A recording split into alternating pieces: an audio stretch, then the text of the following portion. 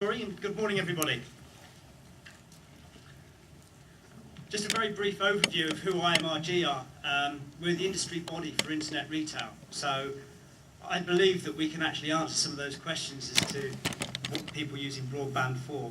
It's very nice talking about high capacity networks, but at the end of the day, what do you want it for? There's got to be a use at the end of it that consumers, and I love these conferences where we talk about consumers in the third person. We're all consumers, so how would we expect all of this to work? And how would we expect this to move forward and develop? So as an organisation, we actually represent about 1,200 retail or retail-related businesses. So our membership spans the masters of the high street, Marks & Spencer's, Debenhams, John Lewis, etc., down to small businesses that are based in rural areas that are doing very well nicely, thank you very much. But at the heart of it all is consumer confidence, and like all things economic, consumer confidence is key and central to the growth of any industry and any area that you look at. However, online it's particularly required because you're not actually dealing in a face-to-face environment. You can't see the colour of someone's eyes when you're handing over money for that prized possession. So if I could start at my first slide. So why? Why do we need broadband? What's all the noise about? What are people using it for? One of our roles as an industry association is to measure what's happening in the marketplace.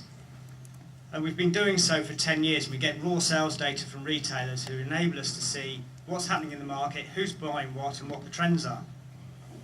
49.8 billion worth of sales online for retail goods and services in 2009. Yeah, sure. Yeah.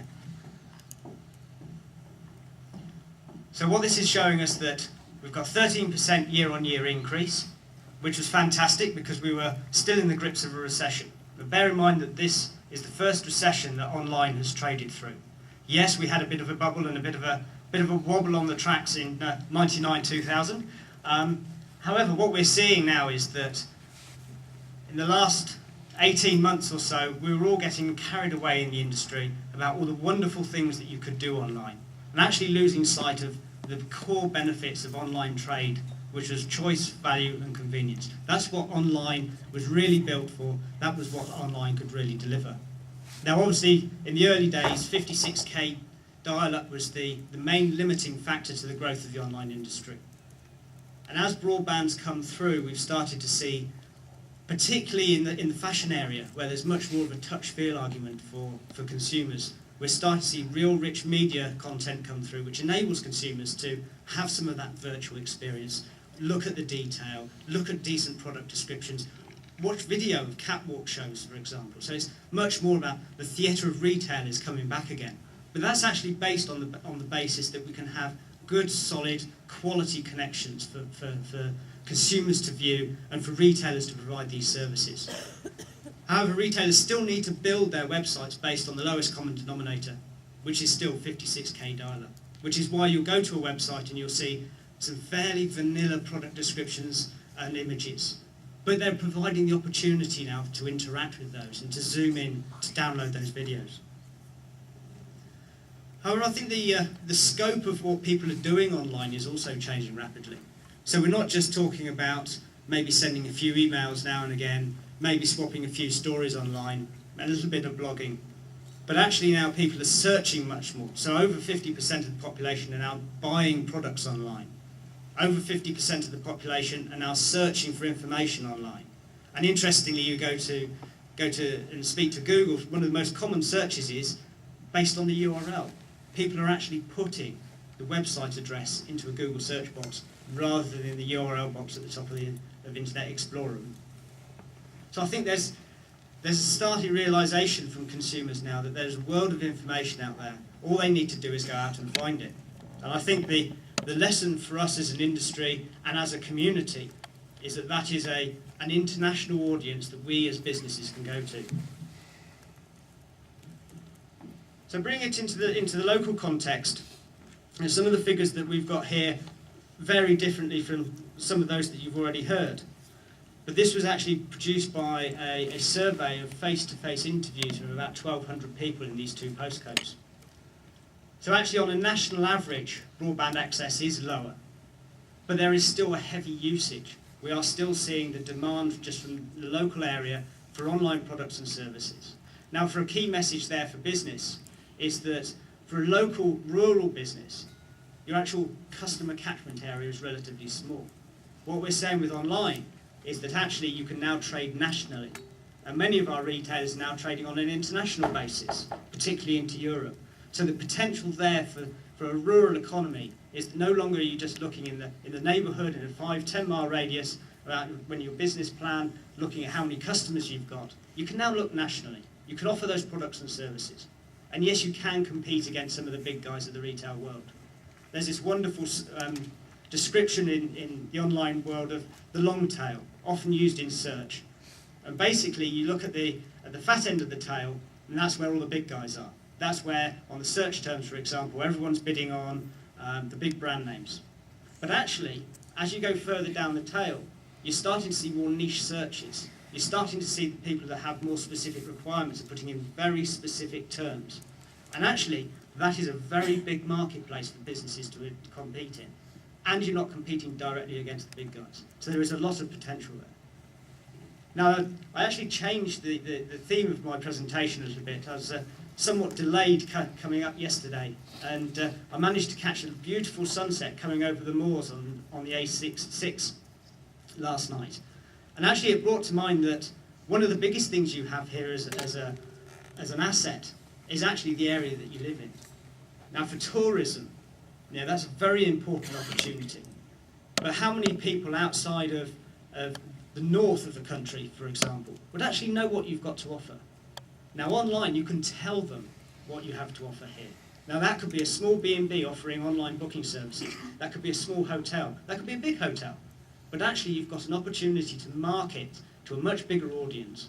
And with that comes economies of scale. You extend your reach, you extend the interest and the noise that's being made about the products and services that you're offering.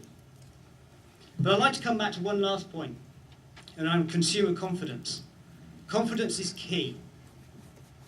But you'll see that there are a lot of web developers out there that sit in their bedroom, do a bit of coding and think, I can make a little bit of money out of this. And will target small businesses and say, yes, I can build you a website.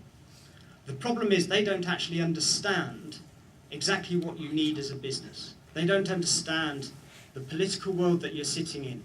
They don't understand the commercial world that you're trying to compete in. Now, consumers are very, very specific about a good experience and a bad experience. 2 years ago, we'd have expected a page to download in 5 or 6 seconds, and that would have been acceptable. Now it's measured in nano parts of a second. So actually, as a consumer, our expectations have gone up. So we expect that instant delivery of information, and we don't care where it's coming from. We don't care it's coming from the other side of the globe. What we want is that user experience that gives us the information that we want, when we want it, we want the information we need, and we want to be able to make an informed purchasing decision. All of that is down to how you operate as a business. It's not how a web developer tells you that your business should be developed or your website should be developed. Almost everything is possible online, so you make sure that when you're contracting someone in to design a web presence for you, that they understand your business requirements, that they understand what you want to achieve out of it, not just because it's the latest whizzy bit of technology.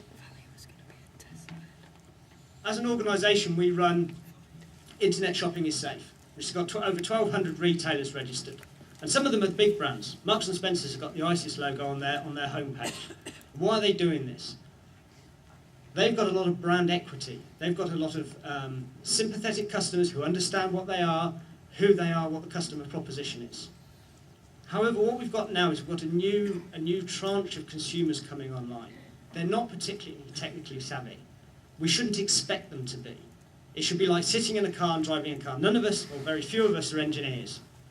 So actually, we just sit in a car and expect all the levers and buttons to work as we've been taught that they should. Exactly the same should happen online.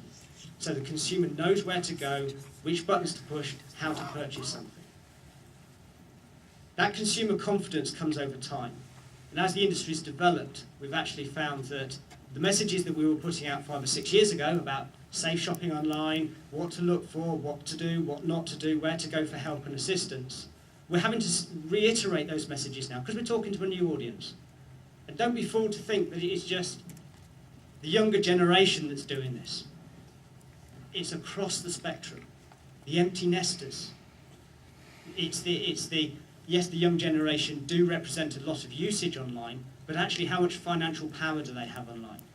Not much at the moment, but it's coming. But at the same time, don't ignore the other end of the marketplace. Andrew, sorry, I'm just going to thank you very, very much. I'm going to put on my slightly fascist hat now and ask you to sit down, but thank you very, very much indeed. Thank you.